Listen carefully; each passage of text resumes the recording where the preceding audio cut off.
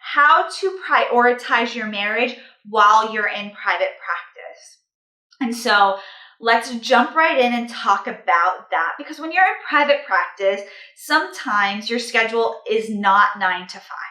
Sometimes you have to work weekends. Sometimes you have to work evenings, and that can be really difficult for a marriage. If your spouse happens to work 9 to 5 and you work a few nights a week until 7, 8, or 9 o'clock, I think it's not uncommon for people to work until those later hours when you're in practice, right? Because a lot of people are working. A lot of people are not able to come during the day per se. We're going to go into that and talk about how to work around that. But you're going to want to make sure that while you are in private practice, you're making money, you're living your best career life, that you also want to live your best personal life. So I think it's really important to just keep open communication with your partner about your private practice. What are your goals? What are some of the things that, maybe will be limited? So if you want to work with kids, a lot of times you're going to have to work in the afternoons. I know there are some people that say, yes, I work only days, and they come. But I think in general, if you're working with children, they're not going to probably come every single week for maybe 8 weeks if they're in school, right? They're going to want to come 3, 4, 5, 6 o'clock, and maybe you want to be out of the office every day at 5. You might have to manage your expectations about the kinds of clients that you're going to work with. I can tell you one thing that we've done in our group practice that has been really helpful is that we work with a lot of professionals that don't work Monday through Friday, 9 to 5. Nurses, for instance, we happen to be on the health insurance for the hospital. And so what is helpful about that is that so many of those employees have days off during the week. They don't work a traditional 9 to 5. So our daytime is filled up with clients who work nights or weekends, and are available to come during the day. That was really purposeful on my part in terms of getting the office credentialed through that insurance. And some of the other insurances, like we're on the insurance for some local police departments, for some local firefighting departments. So even if you don't take insurance, you can still target some of those populations that don't have traditional 9 to 5 jobs, so you can fill up those daytime hours. So I think it's really important to know the kinds of clients that you're working with and who's going to be able to come.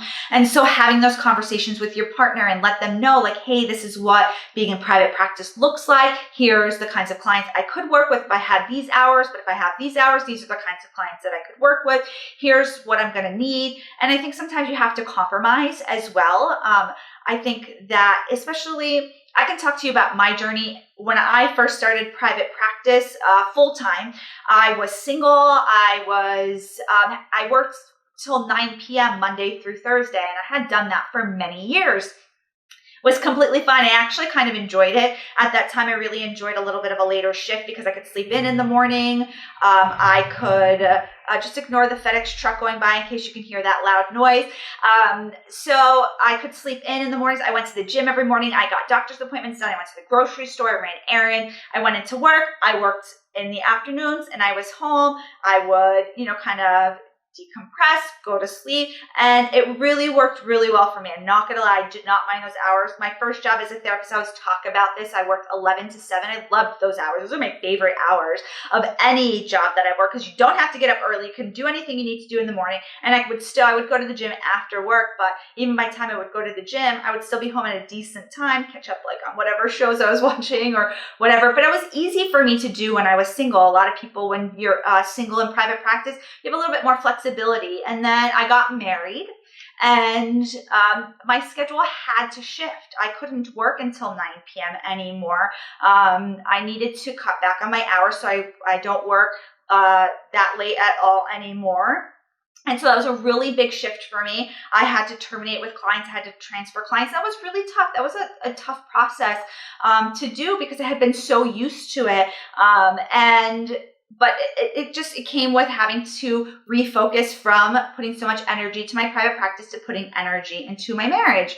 And so I think for a lot of us, we have different seasons in our life, and at times we may need to work later. Maybe if you're looking to purchase a home, or you need some extra money, or you for whatever reason want to work later nights, and maybe that's when your calendar can fill up, then go right ahead. But if you're in the season where maybe you need to put more focus on your marriage or your health or whatever priorities you have in your life, your private practice can continue to thrive. I think with healthy communication and compromise, those things can definitely happen. I know a lot of therapists who work at 7 a.m. They maybe get up at 6. I don't know how close they live to their office. I guess pretty close. They see a client at 7, 8, 9. They get all the people before they go to work. Maybe they do some a lot of people will come during lunchtime, so that can be kind of a good thing to kind of maneuver around your schedule. So if you're looking to make your life simpler, you will definitely want to check out our sponsor, TherapyNotes. So a special thank you to TherapyNotes for sponsoring us. What I love about TherapyNotes is how organized it keeps me and how organized it keeps my group practice. It lets me know when I have notes to write. I can go through, review all of the billing.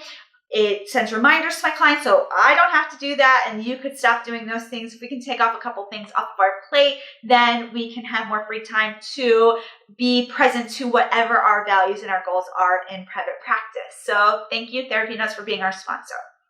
So whether you're in a relationship, you want to be in a relationship, you're married, you're not married, whatever your values are, whatever your priorities are, know that your private practice is meant to be a supplement to that. It's meant to support that. It's not meant to necessarily at all times be the only thing that you have going on. So just know if you're out there, you're struggling, maybe you're trying to cut back your hours, just take a look at when your clients are coming, who you're seeing. And maybe if you really want to work with daytime clients, figure out some creative strategies to bring in those daytime clients or maximize those evenings that you are working. So thank you. I hope that you can prioritize whatever you need in your life when you're in private practice, because that's the fun part about being in private practice. Catch me every Tuesday and Thursday here with Alive with Amanda, 3 p.m. Bye, everybody.